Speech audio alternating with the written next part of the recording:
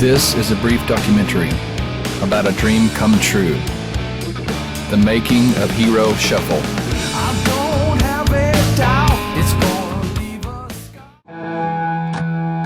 More volume. Absolutely. More volume. It was the thrill of a lifetime to get to record with Eric Johnson.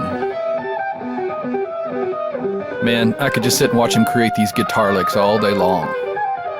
Certainly worthy of further study. His tone has been described as a 100-pound violin. That's an apt description, I think.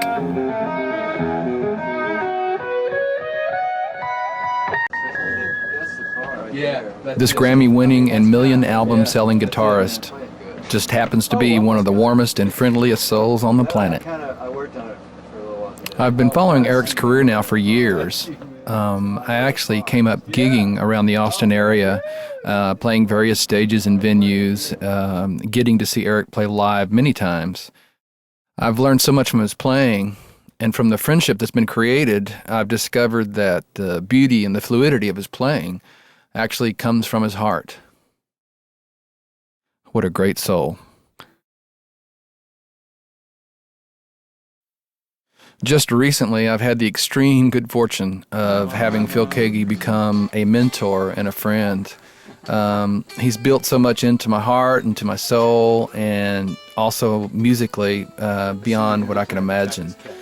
I was originally inspired by him back in the early 70s, and that fluid melodic style really captivated my imagination.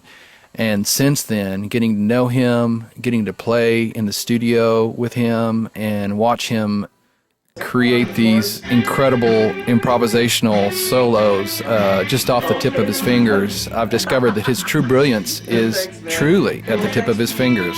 He has a mastery of melody, of music, of rhythm that's just truly fabulous. If you ever get a chance to see him live, I promise that you're going to be awestruck.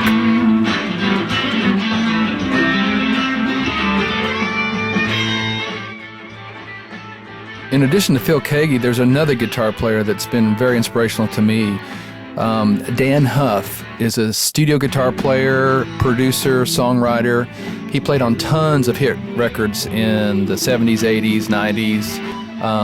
He had a band in the 90s called Giant that was an incredible rock and roll band, actually great guitar riffs. If you ever get a chance to listen to any of those records, you'll learn a lot if you're a guitar player. So to these three gentlemen, all I can say is thank you so much for making a dream come true. Having great musicianship on your record is certainly important, but as any artist would tell you, the most important thing is the song.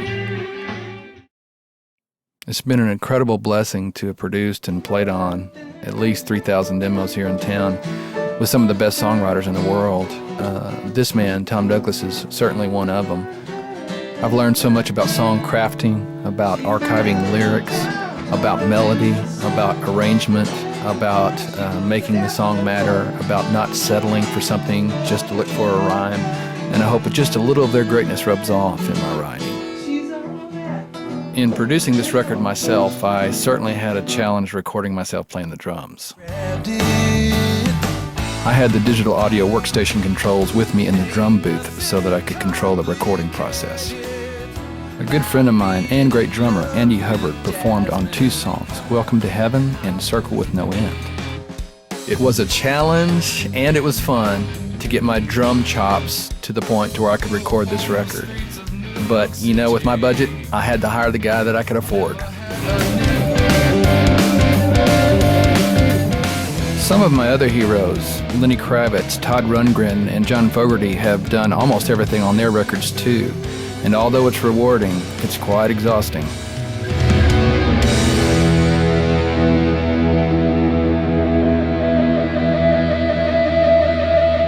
The bass guitar is another instrument which I've acquired a skill for after doing so many demos. I love 5-string basses with the extra low end as well. Really fun, really cool instrument to play. And a really cool anniversary gift from my wife.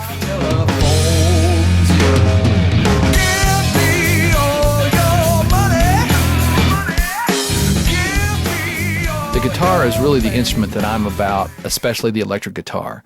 When I recorded this record, I had my amplifier heads in the studio and ran the speaker cable into another room where I had my cabinets mic'd up so I could get the volume and the sustain I needed. I had a couple of Marshall 412 cabinets mic'd up, of course. Another anniversary gift that my brilliant wife gave me was a Line 6 Variax that has the circuitry of Les Pauls, Telecasters, Stratocasters built into the circuitry of the guitar so that you could recreate those tones. I put a Warmoth Eric Clapton Stratocaster neck on it so that it could be more comfortable when I riffed and when I fretted. Really cool guitar.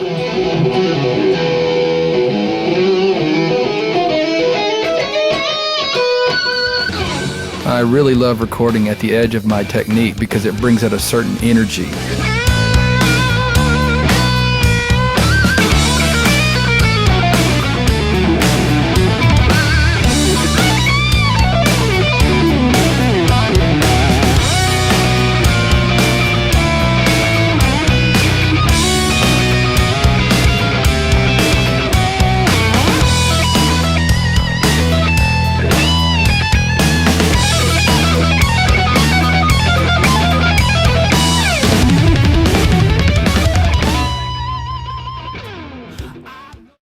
The piano is an instrument that I truly love as well, and from listening to works as diverse as Bruce Hornsby and Lyle Mays, McCoy Tyner, and Eric Johnson's work, I've really acquired a fresh love for the piano, and I've included a couple of pieces on this record that have piano on them, and I hope to do a lot more in the future with piano. The vocals, for me, are probably the thing that make me most self-conscious about a recording project because they're so revealing, and you really have to work to get intonation and emotion and timing and bring those elements together to tell a story, sound natural, and yet convey some type of skill in your delivery. It can be intimidating sometimes. Since I can remember, since I can remember.